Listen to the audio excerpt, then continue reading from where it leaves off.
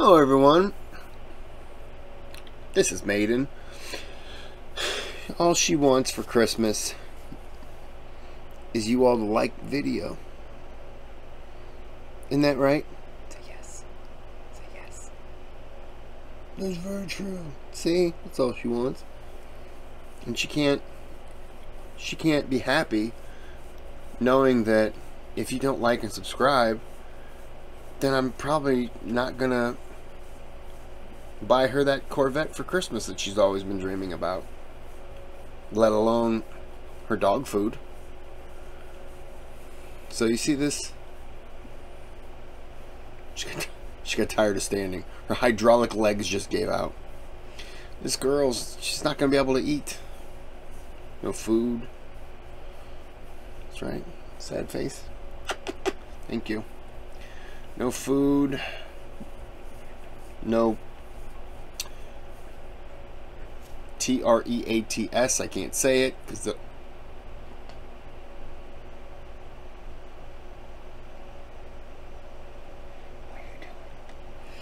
so I mean, we're gonna go ahead and start the video, but if you're not like and subscribe, I mean, don't do it for me.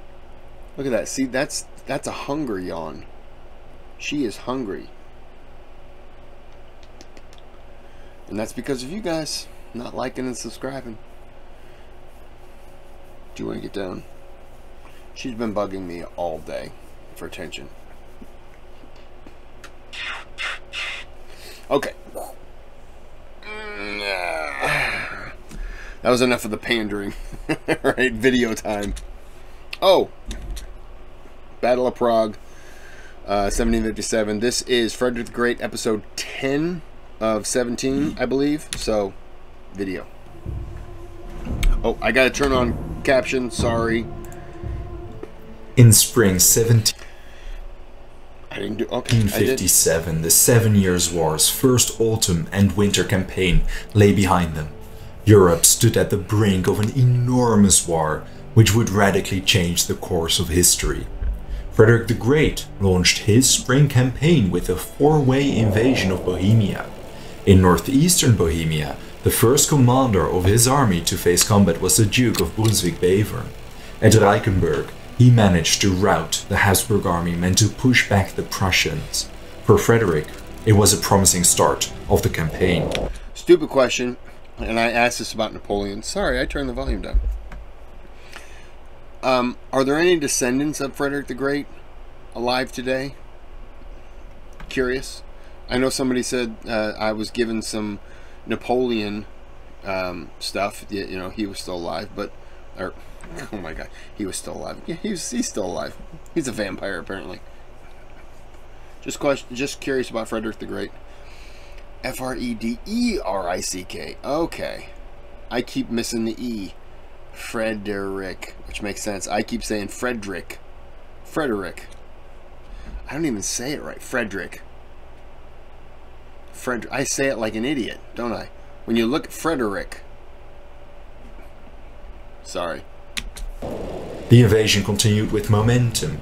2 days after Reichenberg, Frederick crossed into Bohemia, expelled the Austrians from Linné, and positioned himself strategically to outflank the large Austrian army under Field Marshal Braun at Budin. Braun's reinforcements, commanded by Duke Arenberg, hadn't arrived yet, so Braun decided to retreat to the northwest of Prague. Meanwhile, the Prince of Anhalt-Dessau linked up with Frederick at Linné. To their east, Bevern captured Jungbunzlau, linking up with the 73-year-old Field Marshal Schwerin. The storehouses nearby ensured the ability to feed their 40,000 soldiers for close to a month. Thanks to their victory at Reichenberg, they would be able to form the right to Frederick's left pincer movement of the Bohemian capital. The Austrians were aware of the danger they faced. In the Austrian camp, Braun frantically tried to get his men ready for combat. As all these parties began planning for the inevitable upcoming battle, a well-known commander arrived in Braun's camp. Prince Charles of Lorraine, commander-in-chief of the Habsburg army, arrived in Prague in early May. The city was in disarray, fleeing citizens and decaying defenses. He took over command and despite internal friction, every party understood it was the right move. Brown suffered from severe tuberculosis, but he remained in the field despite his condition. Charles called a council of war. They agreed they should meet Koenigsegg's corps, retreating and still shaken from Reichenberg, near Prague, on the right bank of the Moldau. I want to thank the sponsor of today's video, Established Titles. The silver lining in all my historical videos is that it is filled with dukes, counts, princes and lords standing at the forefront of writing history. They knew Marshal Daun. I just didn't want you guys to hear my sponsorship. It's clearly me. Marched from Moravia towards Königgrätz. Although they were in danger. What did I do?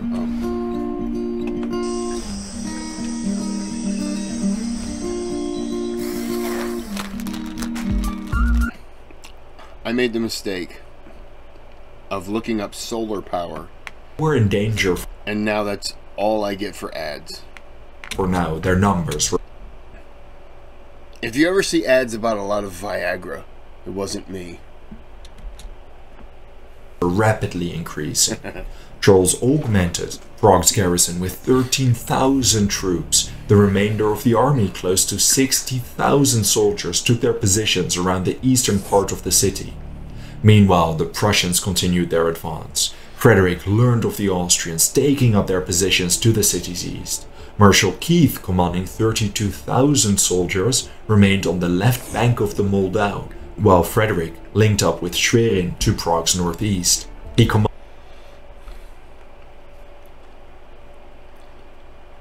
James Keith is the most normal name that I have heard in almost all of these videos. Up to 64,000 troops. On the morning of May 6, Prince Charles wasn't worried about what the day would bring. Prince Charles? That old son of a bitch was in this battle? His army held strong defensive positions, and even more reinforcements were on their way. But his confidence that day would be calm was misplaced. At around 5:30 AM, Charles received alarming news from his irregulars. Austrian outposts were pushed back around Prussia. 30 minutes later, Charles ordered the battle formations. It seemed like a full-scale attack was imminent. Charles positioned his army to the north of Malachitz, a small village, to Prague's east. His left flank rested against the Žižka hill. His command spanned along the Tabor hill towards Kiev. Brown held the command of Austria's right wing, sharply, bending south along Sterbohol.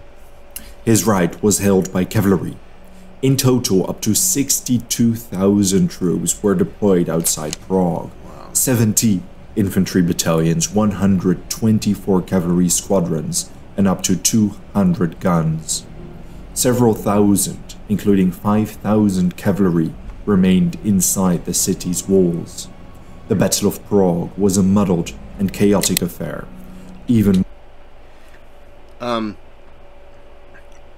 Okay, so obviously I've heard of Prague. Is this battlefield still...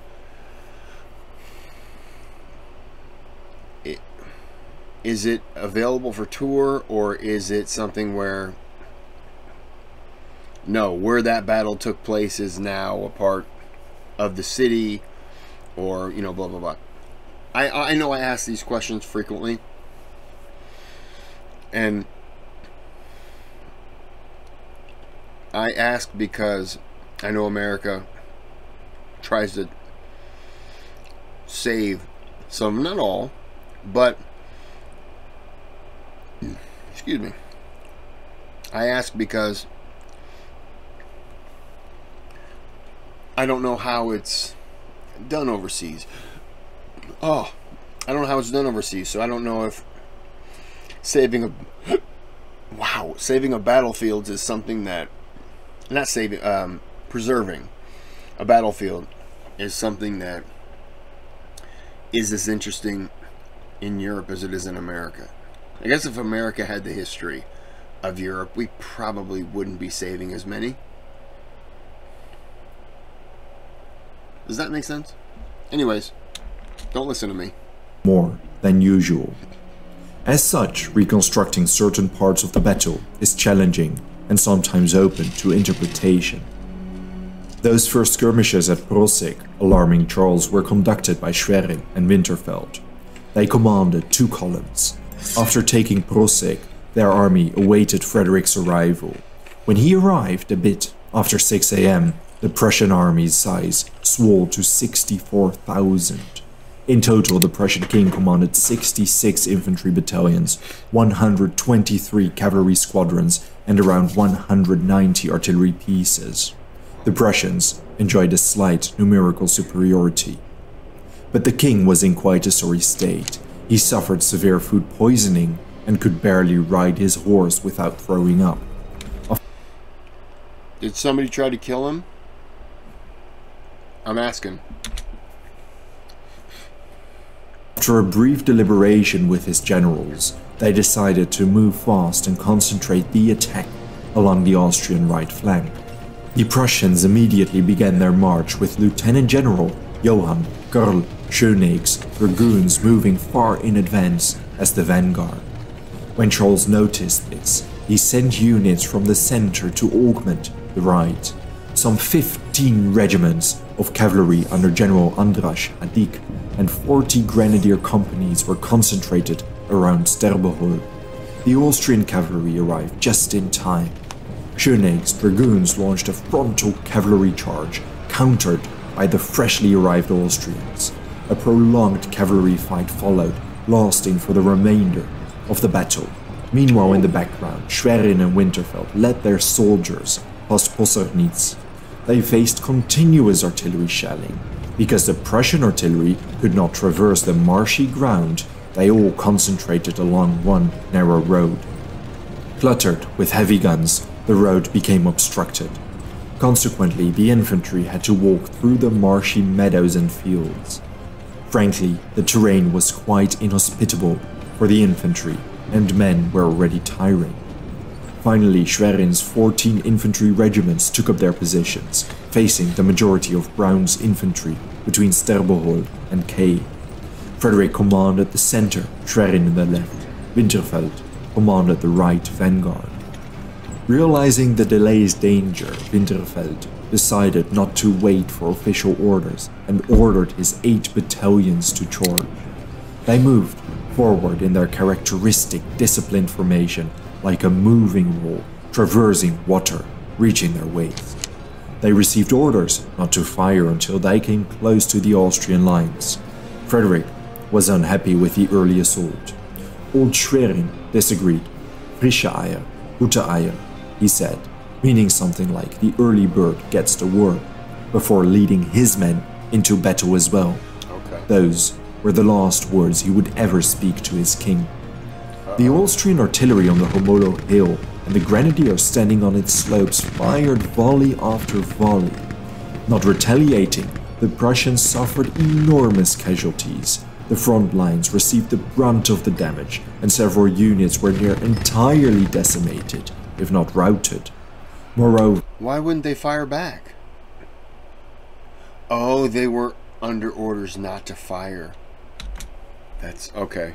The poor terrain conditions considerably slowed down their advance. General Winterfeld was among the front lines, leading by example. During the advance, an accurate shot hit him in the neck. He was severely wounded as he fell from his horse. Schwerin and several of his most trusted officers moved forward to carry Winterfeld back to safety. Schwerin rode in the front as his men carried Winterfeld away, ready to lead by example. As he continued the advance, a canister blast mortally struck his head, removing most of it. He died on impact. Austrian artillery continued tearing through Prussian lines. The charge had been an absolute disaster so far. The battle had been going on for a while now, and at around 11 AM the Austrian inroads against the Prussian lines showed. Things were not looking. TikTok made me do it. If you use TikTok, you might have seen videos like these recently claiming that the combination of L-tyrosine and B vitamins is like a natural Adderall. No, I don't know anything about it. Sorry. Back to the video. Things were not looking good. Confident he was capitalizing on his success, Braun launched what he was confident would be the last charge against the Prussians. But nearby the city of Kay, held by Königsegg, the Prussian commanders noticed a gap between Charles's north-facing troops and Braun's eastern lines. The charge would prove to be a crucial mistake. Beveren commanded the infantry nearby, although sources indicate regimental commanders acted on their own accord.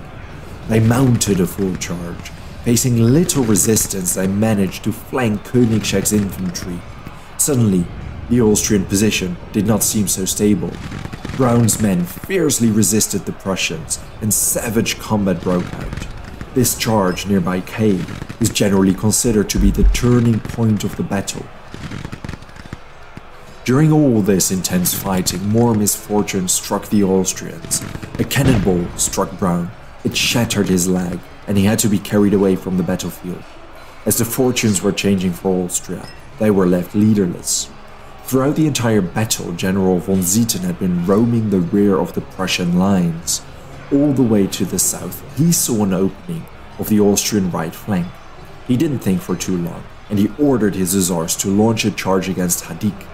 The clash was enormous and somewhat unexpected. The impact quickly spread through the Austrian lines like a shockwave. Suddenly, Zieten turned the indecisive cavalry battle. Many infantry regiments realized the sudden gravity of the situation. They were close to getting stuck in a pincer movement. All troops between Sterbohol and Hostavitz collapsed. Many retreated towards Prague, and a significant force retreated to the south. During this, Prince Charles collapsed. It is unclear what happened, but he likely suffered a seizure, leaving him incapacitated. Austrian commanders rallied some retreating Austrian infantry behind the Tabor Hill. As the Prussians chased the infantry, fierce resistance blocked their passage. They inflicted heavy casualties. Meanwhile, Manstein became frustrated with his lack of combat. He decided to launch a charge of his own accord. To his right stood Prince Henry, who crossed the Rokenitzer stream to support Manstein in a famous event. The Austrians holding the northern lines put up fierce resistance, but both commanding generals were quickly killed. The infantry soon gave way. Prince Henry appeared to the northwest of the Austrian lines. To their south, von Zieten advanced along Neustrassnitz. Again, the Austrians risked becoming stuck in a pincer movement and retreated towards Prague.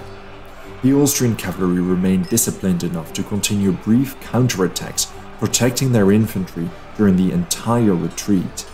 Most soldiers managed to find refuge in Prague, though a force of around 12,000 fled to the south. Pursuing them was unthinkable. The battlefield was littered with dead and dying men.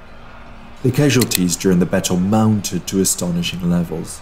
Contemporary plays and ballads referring to the battle used it synonymously for slaughter and massacre. The Prussians suffered 3,099 dead, 8,208 wounded, with many succumbing to their injuries, and 1,657 missing. 400 officers. Something that I've always wondered, when they say missing, do they mean like maybe they were captured? They ran away from the battlefield and they just never were found again, like they just went home. They were killed and their bodies were never found. I've always wondered about the missing aspect, because I always think they just ran away from, they just fled the battlefield and they were like, screw this, and they just went home. But is there a better understanding of what missing is? Because I know that I hear the word casualty and I think dead, and casualty is dead and wounded. So I'm just curious what everyone's take on missing would be. What do you think? Because I have no idea. It can mean so much. Were among the killed. 1 field marshal, 1 general, and 3 other generals were mortally wounded. These official figures are commonly thought to be underreported, with the actual figures being even higher. The Austrians suffered fewer number of casualties, totaling some 13,400. Again, among them some 400 officers. Many of them were prisoners of war. What's this right here? Why is this blocked out? Sure, it was a Prussian victory, but an incredibly costly one at that. Yeah. The death of several senior officers on both sides and Frederick's incapacitation due to food poisoning made the entire battle quite a muddled affair. Besides Schwerin and Winterfeld, Generals Fouquet and Courcelles were severely injured, while their regiments suffered over 50% casualties. Frederick later wrote to King George he lost Schwerin, who he referred to as one of the greatest generals of the century. But admitting his losses wasn't the same as admitting the battle had been more costly than he anticipated. To his sister, he wrote he had totally beaten the Austrian army. I just want to say, most leaders back then, so long as they won the war, they would probably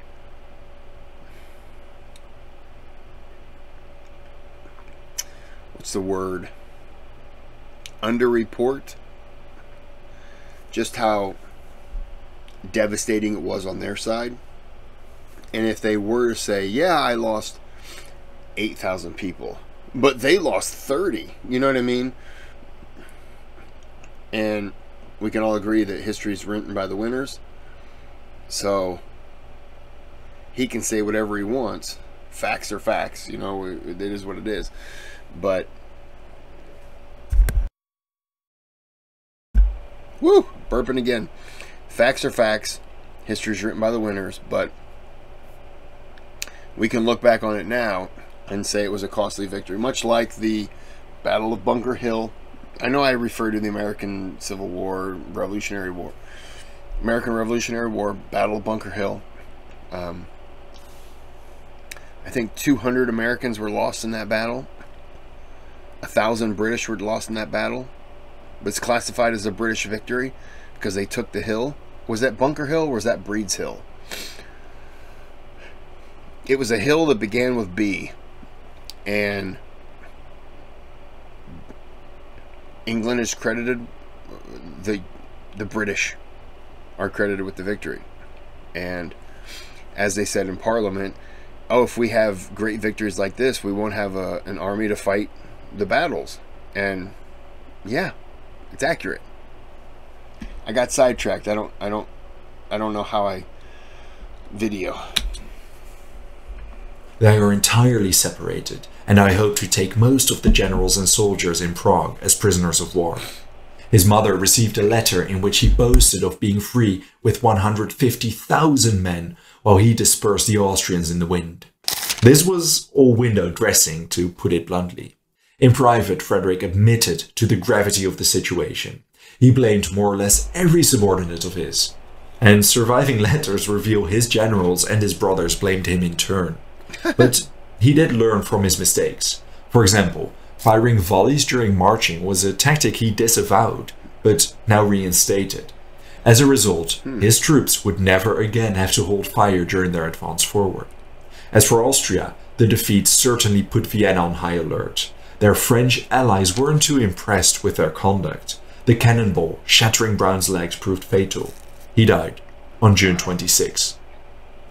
Austria lost one of her best, if not the best general, Frederick wrote. The battle's aftermath didn't play in Frederick's favor. Over 46,000 soldiers now defended Prague, and it soon turned out they were well provisioned, contrary to what Frederick assumed. And remember the 12,000 odd troops who didn't flee Prague but turned south? Well, in the southeast, Austrian Field Marshal Daun was assembling a 55,000 strong army welcoming most of these soldiers. Frederick established siege batteries and briefly bombarded Prague. But once news reached him of Daun's large Austrian army, he decided he would not be able to continue the siege of Prague with this danger looming. He began preparing the march towards his next battle, which would become the famous Battle of Kolin. Thank you very much for watching this video. The battle towards his next, the march towards his next battle, I figured he would start marching home to try to get more soldiers. This Frederick the Great, this guy's a crazy guy, isn't he? Alright, Look, I apologize in advance for the subtitles. It's a little difficult for me to understand exactly what he's saying, and it's easier for me to watch and then read it. I comprehend it better. So I do apologize for that. I'm trying to, you know, make sure that I'm understanding it properly. But anywho, I'm gonna go ahead and end this video here. I've done it's Wednesday the 31st, and I've done 5 videos today. I've enjoyed a lot of beer, and it's 7:57 p.m. My nose itches, and I gotta go in early tomorrow. So I'm gonna end this here, and I am going to I gotta sleep well. All right, so have a good day, have a good night.